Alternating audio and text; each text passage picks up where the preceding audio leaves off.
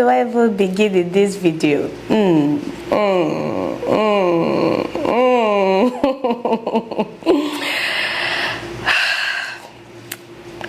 I'm struggling. Forget the smile. You guys know, unless something is dire, unless it's serious, you won't see me smiling like this. But if I'm not smiling, I'm crying. I have to do one of both. But the simple and short explanation is that I'm struggling. I'm struggling with keeping up. I'm struggling with holding up. I'm struggling with childcare. I know every single time that I send out a Q&A, the first thing people ask is like, how are you able to still push content, do this, do that? The questions, people don't even ask what I want them to ask. All they ask is, how am I able to literally look after three children that are 3 and under, and still able to do what I do and still post? I don't know if these people come and go on this channel, because even me, myself, I know that in this 2023, this is the worst lagging year for me when it comes to my YouTube career. Obviously, something has to give. You can't have it all. And I understand that I'm currently in that phase where this is necessary, this is normal. At this point, I don't even feel guilty to vanish. I don't feel any pressure. What I like to do, what I want to do, I do it without blinking, no pressure. But I remember at the start of this year, I said this year was going to be challenging. I said this year, I already knew it was going to look like this. Not like this. They don't explain some parts, give me. But I know that creating content, pushing out content, like I've mentioned in one of my Q&As, there are people who appreciate these contents. There are people who have moved this 2023. They got the inspiration to move. They were inspired by something and they were able to make that bold move. There were some people who were inspired by some of my relocation content. There are some people who even reconnected, old subscribers who came back to watch because they were excited for the new journey, new content. There were people who were curious about Saudi. Is it truly what the media says it is? And I've been, I would say, quite hardworking, since moving here, to be able to balance, to some extent, balance what I do at home, what I post online, and just keeping up with the whole thing. But at this stage, I know most of you have seen how consistently inconsistent I've been, and I'm here to answer most of your questions. I'm here to go in depth. I'm here to dig in, to tell you how will they be. Especially, I always say this thing, those who are dependent here in Saudi Arabia, especially if you live in a village like I do, the people enjoying as dependents are those without children. When I say children, I mean children 12 and under. If you have preteens, teenagers, it's almost like, what do you need care for? You can pop out if you need to do anything. You can take them along. Everyone can get dressed. To some degree, they have that independence. There are people, dependents that I've seen here, their children are not even here. Their children are grown-ups and they're just chilling with their husbands and, having fun, enjoying life. And yeah, the people who they see shege banza for this, and I feel like it's dependent everywhere. I don't want to feel like I'm alone with this whole rant, because obviously this video is a rant. So for those of you who would come here, I know Nigerians especially, there are people who are so insensitive. They lack empathy, humanity. They just want to just water down whatsoever you're feeling, just to make you feel, oh, you should be grateful. Oh, if you don't like it, come back to Nigeria. I will still come back to Nigeria. You will still see me in Nigeria, but please allow me rant, please. Today is that day that I just want to remove it from my chest. You get? I feel like there are mothers, especially who are in this dependent life situation, not just here in Saudi Arabia, that are going through it as well. Why it's sort of challenging for me is because, like I said, my kids are 3 and under. I have to homeschool. All the schools in the village where we are all Arabic schools, and my husband is so against these kids getting enrolled into Arabic schools. Not to say that there aren't English schools here in Saudi. If you live in Jeddah, Riyadh, in bigger cities, you definitely find schools that you can put your kids, Indian schools, different schools, British schools, American schools, depending on your pocket. I'm definitely homeschooling. I feel like that's the challenging bit, because you feel guilty watching them every single day. They wake up, they don't have that social interaction, they don't have that network of other kids to learn from. You become their everything. So you have to make the effort, you have to follow up a routine, you have to discipline yourself enough to say, okay, today we're going to do this, we're going to do that. Schedule things to keep them active, to keep them going mentally and all that. That is where the stress is, getting material and just doing the work, doing the research, being their teacher, not just their mother, being their teacher, to make sure that they are mentally stimulated, to make sure that they're hitting every milestone that they need to when it comes to academics. And I know most people would argue, but this is, your kids are not even of school age, this is activity age. If you're Nigerian, you know what I mean. By 3, they don't expect you to start to read newspaper. So I know the standard I grew up with, and I can't put my kids here. They have to meet up or surpass that standard. I don't know if you guys are understanding. And that's my role as a mom. No pressure whatsoever. Like I detailed in one of my videos, I don't do it every day. 3 times a week is more than enough. We have educational videos on YouTube and whatnot to still keep them going and stimulating them and all that. But it is still where the work is. If you know what I'm like, if you've ever tried homeschooling toddlers, you would know how difficult it is. Not just 1, 2 is difficult. So practically this video is just giving you, because I get people, oh, I'm moving. It's not even people moving from Nigeria. There are people moving from America, mostly Black Americans, that say, oh, I have kids, I have this, I have that. Prepare yourself if you have toddlers to be able, especially if you're moving to the village. If the primary applicants gets a job in the village, be prepared to teach your kids. Be prepared. Even 5-year-old, 6-year-old, 7-year-old, prepare to teach them, enroll them in an online school, still monitor them, make sure, follow them up and all that. That's the life here as a dependent. If you're lucky to find yourself in a big city, perfect. Yeah, I'm not struggling per se with the teaching. I'm struggling with having to do it consistently, 3 to 4 times a week, particular time, because if you don't do it like that, it's like these kids, they won't take you seriously. I feel like with kids, having a routine, even the days you don't do it, it's like they remind you, they start pointing at the table, we have to learn. So you can't just slack. You just can't be that lazy lazy teacher / mom / dependent. You just can't. You just have to keep going. And that's, some days I get burnt out, I wouldn't lie. The second challenge for me here is the fact that I'm always indoor.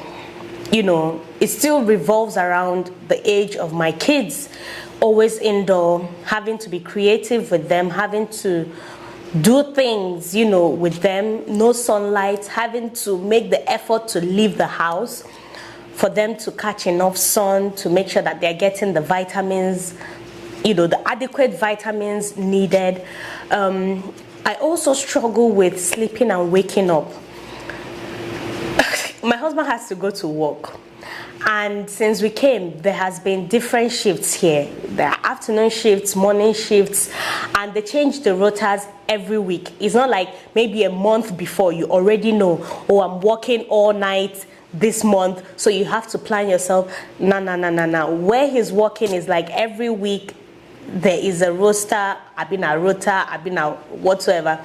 They schedule you for the shifts that you have to do. And it can change. This week he may work morning, and then next week afternoon, some nights, especially during Ramadan, it was crazy. It was crazy. Yeah. So I have to deal with, okay, when is my husband going to work tomorrow? Let me know. Let me plan myself. Am I going out? Am I doing this? Am I filming? Do I wake up? Do I use this time and rest? Because I try to plan everything around my husband and my children. If not, it's so impossible. Like, I'm the sacrificial lamb. It's not a laughing matter. But if you need to have a life, you have to plan around the primary applicants and your kids. Because without the primary applicants, you are useless. You are useless in Saudi now. So you have to plan your life around the primary applicant and around your kids. So that is why I say a schedule is, you have to schedule these kids into a routine if you want to have some sort of sanity. There has to be lunch time, breakfast time, bath time, study time, siesta time, bedtime. They have been accustomed to this routine for the past 8 months, going to 9 months now, since we moved here. And that has been settled. So I have to still look, is my husband working morning? If he's working morning, it means I have to wake up early, wake the kids up, do what I need to do. If he's working afternoons, I relax. I stay up, I binge movies, I do my research, I do a live video. I don't know if you guys are understanding. That's how I walk around. Natumbo they do. So if you see me posting videos or if it looks easy, in real life, it's really not easy. I can't be lazy in real life. I have to walk my life around my man and my children. If not, no content. No content. And I feel like towards the ending of July, I was like, I'm tired. I'm exhausted. I can't keep up with this no more. And that's why it seems like for over 1 week now, you haven't seen any content, because the monotonous thing, the repetitiveness can get really, really just mundane and tiring. So I just had to, every now and then, this is not the first time I'm taking a week's break. Every now and then you see me take a whole lot. It's just me not wanting to just do what I need to do for these kids, focus on these kids 100%, no distraction, no going out, no nothing, just no pressure whatsoever to keep up with anything. And I need you people to understand, that this is the cycle, this is the phase I'm in. I'm not complaining, but it's almost like you who go out to work, you have work issues, terrible manager, terrible boss, gossipy co-workers, you come back home, you rant. It's the same thing. I'm just here telling you guys that it's a struggle. Yes, definitely, I wouldn't lie. The fun part of family time when my husband is free, especially during the weekends, getting together, doing things, him being around, especially weekends when he doesn't have a lot on his plate, I get to breathe, I get to do things, I get to step out of the house. When the kids are asleep, I get to go to the gym, I get to do things, but still, it's a struggle. And I feel like this struggle, it doesn't end this year. I feel like I've kind of gone through the hardest part, because when Yagaze was still a baby, I wouldn't lie, it was hard. Because at the time, Yagaze wasn't sleeping at night, so even now I don't sleep, because when they sleep, that That's the only time I have me time. Nobody's asking me to do anything. I'm not preparing food. I'm not sweeping. I'm not mopping. I'm not bathing. So it almost seems like I'm having serious insomnia, because at night when the whole house is quiet, I can't sleep. That's when I catch up with things. That's when I want to binge on something. That's when I want to do research. That's when I want to do a live video. That's when I want to do things for myself. If not, I wouldn't find any balance with whatsoever I'm doing. Practically, I don't know if you guys can understand. At night I can't sleep. I feel like that's the time I have no responsibility whatsoever. That's my time. So I stay up 2 o'clock, 3 o'clock, 4 o'clock. It's currently 3 a.m. and I'm filming a video. Crazy, right? I stay up until 5, 6 a.m. and I still wake up 11 a.m. and continue the cycle. Obviously not every day. Some days I sleep, some days I don't. You can see my eyes. This is me without makeup. I don't know if you guys can see how sunken my eyes or the eye bags are. I never used to have this back in Nigeria. It's crazy. But yeah, that's pretty much the dependent life. I remember back in Nigeria, my husband would tell me that there are some women that will come here, they'll join their husbands, 2-3 months, they'll run back with their children. I used to laugh. I'm like, why? Like, how? Why? But now I know. And now I know why some women would even prefer doing long distance. 3 years, 4 years, 5 years, 6 years. Now I know. Not that I didn't know all of this before coming. Obviously, I knew I was spoiled in Nigeria with the support, the nannies, everything. I knew to some degree how hard it would be. But no one prepares you for the reality. You're just thinking, okay, yes, I know it will be hard, it will be hard, it will be hard. But then that becomes your reality every single day. Then you're like, oh shit.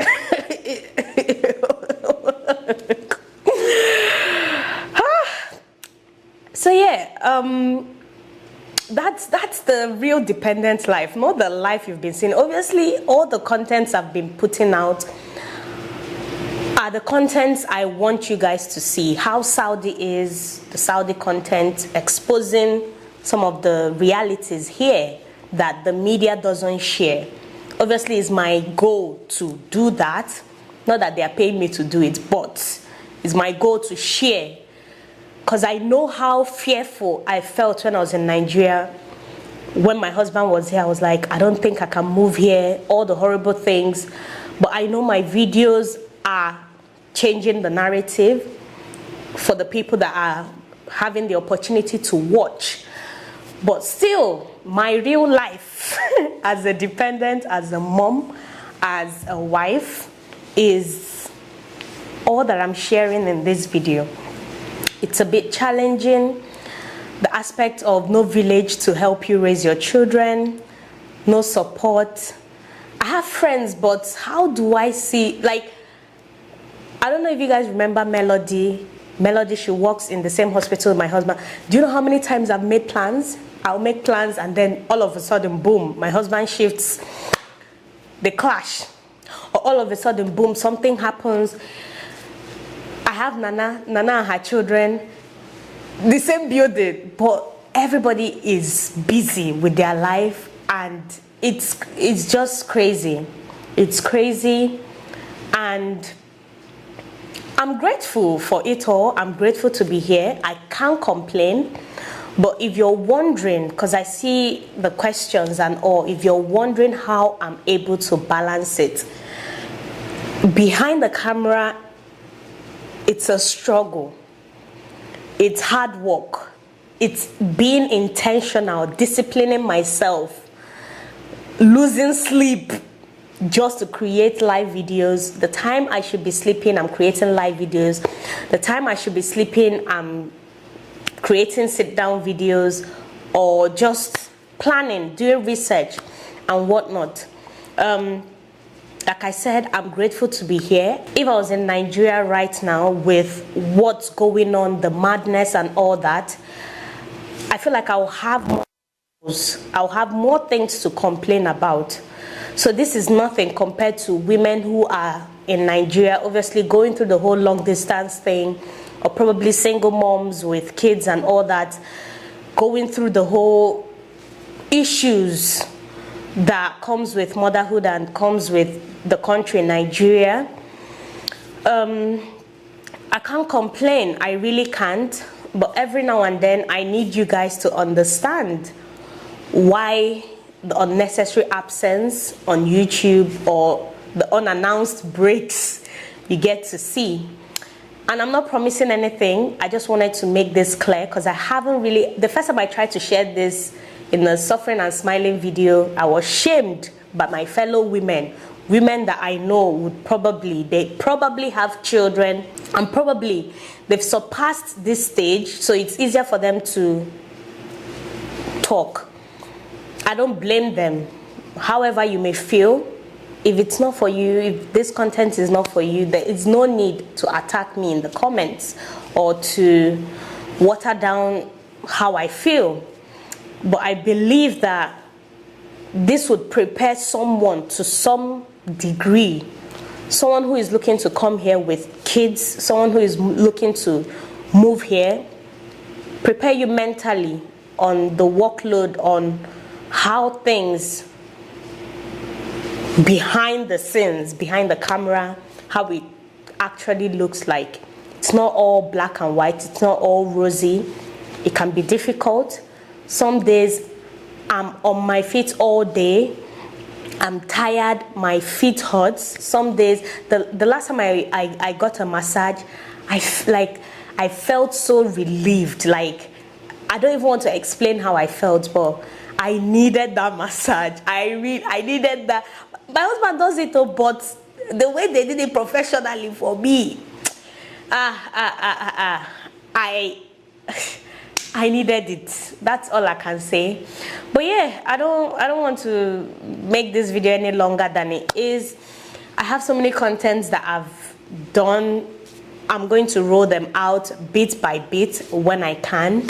But yeah,